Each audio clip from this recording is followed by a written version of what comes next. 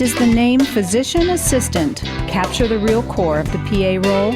And is the title of assistant hindering efforts to advance the PA profession? You're listening to ReachMD XM160, the channel for medical professionals. Welcome to the Clinicians Roundtable. I'm PA Lisa Dandrea Lenell, your host, and with me today is Dave Mittman. Dave is a PA and the president-elect of the American College of Clinicians, the only national organization to advocate and promote the mutual interest of physician assistants and nurse practitioners. He is also the founder of Clinician One, the first and only online home for PAs and NPs. Today we're discussing the name physician assistant and how the word assistant in the title may be impeding the growth of the PA profession. Hi Dave, welcome to ReachMD. Thank you. Dave, when you graduated from PA school, what was your title? My title was physician associate, and so was many other PAs who graduated. So when and why did the name change from physician associate to physician assistant? I think it was in probably about 1975 or 6, where the AMA felt that the name physician associate or physician's associate, which was the original name that the profession had and still has at Duke University, the AMA felt that the name was a mistake, that it connoted that we were physicians and that it was too misleading to the public. And possibly at that time that may have been so. I think that, everything has to be taken in perspective. And maybe at that time they were correct. I'm not sure. I don't think many of us agreed, but certainly looking out 40 years from Duke University and the first physician associate program, it's clear that we're not physician's assistants anymore. And this is not a plea for independent practice or to go start a practice on the corner and compete with physicians at all. It's a plea for common sense. In our society, and certainly in medicine or the allied health fields or the dentistry fields or the veterinary fields, an assistant is someone at the technical level. They don't make generally independent judgments. They don't diagnose. They don't treat. In fact, I don't know any other assistant in the legal field, in the medical field, and again, in any other allied field that can write a prescription or can make a diagnosis that would hold up in court. We can. And so the first thing that happens when someone meets a physician's assistant or a physician assistant is if you're a patient, you say, okay, they're here to help out. And clearly we are, but we're also there to diagnose, treat, prescribe, and see patients. And the assistant part really gets confusing and I think misleading to the public. I think it hurts physicians and practices we work in. I think it confuses patients. It certainly, in my lifetime of being an involved PA, has confused legislators, has confused consumers, insurance companies, medical administrators, nurses who said they even didn't want to be PAs because they felt that they didn't want to be the handmaidens of doctors. So the assistant part is really, it may have been good for a while, but certainly now we're not doing it. And I think it hurts physicians who we work with, and it hurts us, and it hurts our patients. So what should the name be? Without hiring a Wall Street firm and going back and doing a $2 million study, I still believe physician associate fits. I think an associate professor is not a full professor. I think an associate lecturer at a college is not a full lecturer or a full whatever. And an associate, in our case, fits. We work arm in arm, hand in hand.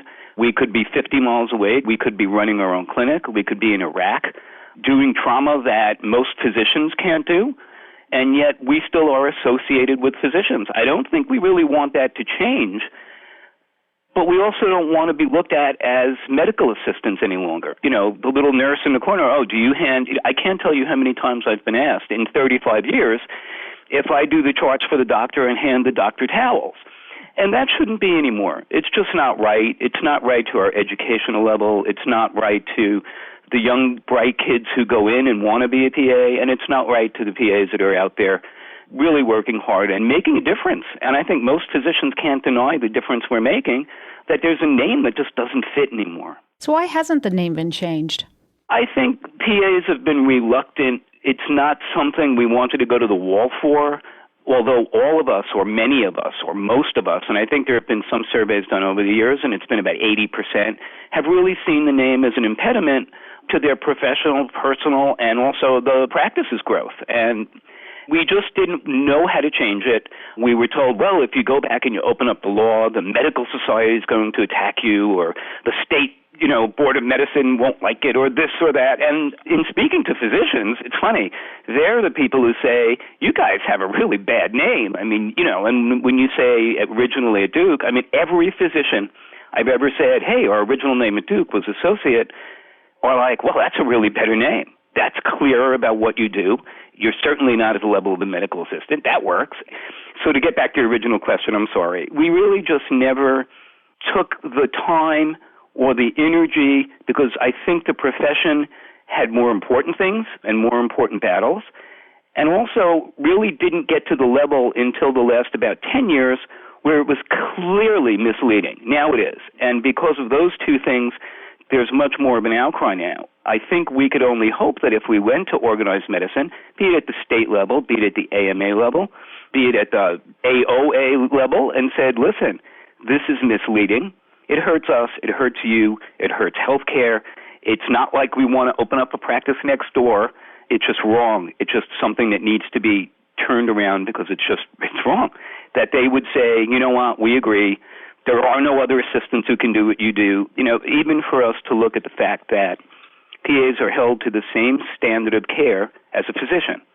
There's no PA standard of care. There's no what would be the appropriate standard of care of a PA in your community. It's, okay, if you miss a breast tumor, you miss a breast tumor. And by the way, it's the same for nurse practitioners. There's one standard of care for primary care. There might be another standard of care for surgery, certainly, or someone with more advanced training. But otitis media is otitis media. It's not treated a different way by a PA. Again, there's no other profession that's labeled assistant that's held to the same standard as the people they assist. It's really silly. If you're just joining us, you're listening to the Clinicians Roundtable on ReachMD XM 160, the channel for medical professionals. I'm PA Lisa DeAndre Lenell, and I'm speaking with Dave Mittman, PA and President-elect of the American College of Clinicians. We're discussing the name physician assistant and how the word assistant in the title may be impeding the growth of the PA profession. Dave, I've heard recently that the name physician assistant has now become the recognizable name of the profession, and that changing it now would just cause more confusion. What do you think about that? I think that's nonsense. I think general practitioners were general practitioners in this country for 100 years, and one day they got up and they said, listen, we want to be family doctors. We want to be family physicians, and that's what we want to be known by. Podiatrists in my generation, when I graduated school, were chiropodists. And that's a much bigger stretch. And they just said, you know what, chiropodist, I don't know why they did it. I have no idea, except that they felt podiatrist meant something more accurate. And they went ahead and changed it. And I think any profession that's evolving, and especially in our case, look at the way we've evolved over 40 years. I mean, it's a miracle. And I'm thankful for it. I think it's great. But clearly, PA would still remain PA, which is the biggest argument. And I think most PAs say, when you walk in a room, you say, hi, I'm Dave Mittman. I'm a PA, or I have said I'm a physician assistant. I'm here to take care of you or find out what's wrong, or let's get to the bottom of what brought you here today. And that's fine. And it's not going to be a stretch at all to say physician assistant or physician associate. And we could even blend it in time. I mean, it doesn't have to be an overnight change in every state, 50 states in the union either. So no, I don't think that's a problem at all. Well, some universities still use the title physician associate, and many PAs call themselves associates. Are there any laws prohibiting a PA from simply addressing themselves as a physician associate? I think, sure there are. There's title protection on a name, and in each state you're licensed as a, whatever your name is, in your licensure. And ours, in most cases, is physician assistant. And we'd have to go back and do that. I don't think there's much in the law where if you had a name tag that said Dave Mittman, physician assistant, and I came in and said, hi, I'm Dave, I'm Dr. Smith's associate, I'm a PA, and I'm here to take care of you, and my name tag clearly said I'm a physician assistant, that would be fine too. But I don't think any of us want to go about using the name, even if we graduate with it, which is strange, without really having it be our legal professional name. And what needs to happen for the name to be changed? I'm not sure. Obviously, most of this legislation would be done on a state level. If I was king for a day, what I would do is I would meet with organized medicine. I'd explain the problem, and I think most people understand the problem. Most physicians I've met clearly understand the problem, that words are powerful, that this word just doesn't really work for us anymore. And things like that happen. This is great. It's an opportunity to really be more accurate, more precise.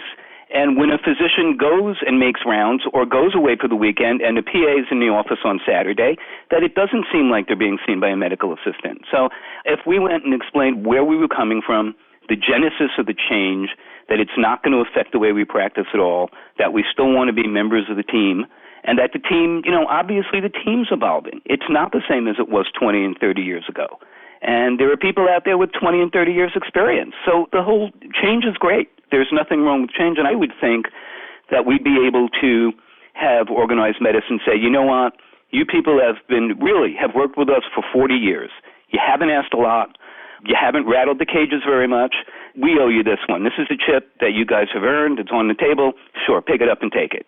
So we can't talk about the name change without also addressing the word supervision. You're also opposed to the word supervision. Why?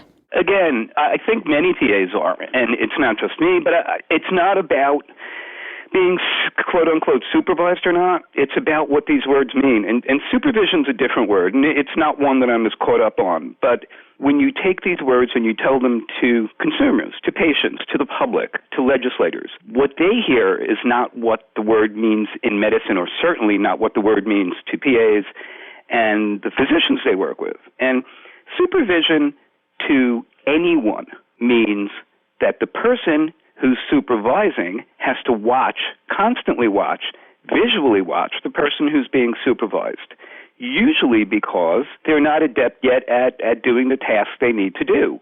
Imagine, coming home from work and I would walk in and say hi to my wife, and I'd say, the strangest thing happened today. We hired a guy, he has 30 years experience, and he's really good at what he does. In fact, the second he started, you knew he was a pro.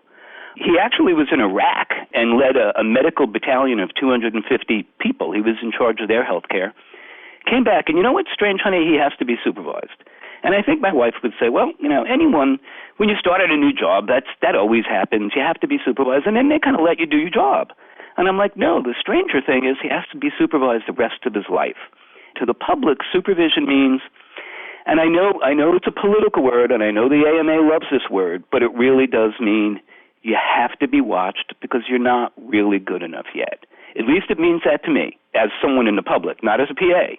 And I think that words are powerful, and I know some of them, supervision is certainly a political word, and it's not one that I'd want to tackle, but I think it's another one of those words that is confusing, and certainly confusing to patients who think that someone's going to come in and maybe check everything you do, and that's just not the case. It's not the case in state laws. Collaborative, as the nurse practitioners have, is the nicer word. It's the only way to describe it. It's more accurate. Again, I'm getting older, and I think PAs are owed something by the people that we work with. And some of those are just words to better describe the things we do. Dave, you've been a longtime advocate of PAs and NPs working together to promote their mutual interests. And you've created both the American College of Clinicians and Clinician One. Can you tell us about those and tell us about your vision of what could happen if PAs and NPs work together? Not only PAs and NPs should be working together and communicating and talking and learning from each other, but so should physicians. I don't think there are many courses where we're all taught to work like a team. And today, when you graduate, generally you're thrown into a team and egos take over and people aren't sensitive. And I think one of the things we needed to do as PAs and NPs was learn about each other. And the American College of Clinicians was started really to introduce NPs to PAs and PAs to NPs. They have that nursing kind of model. We have more of a medical model. But yet at the end of the day, we've taken two different ladders and we're standing on the same roof.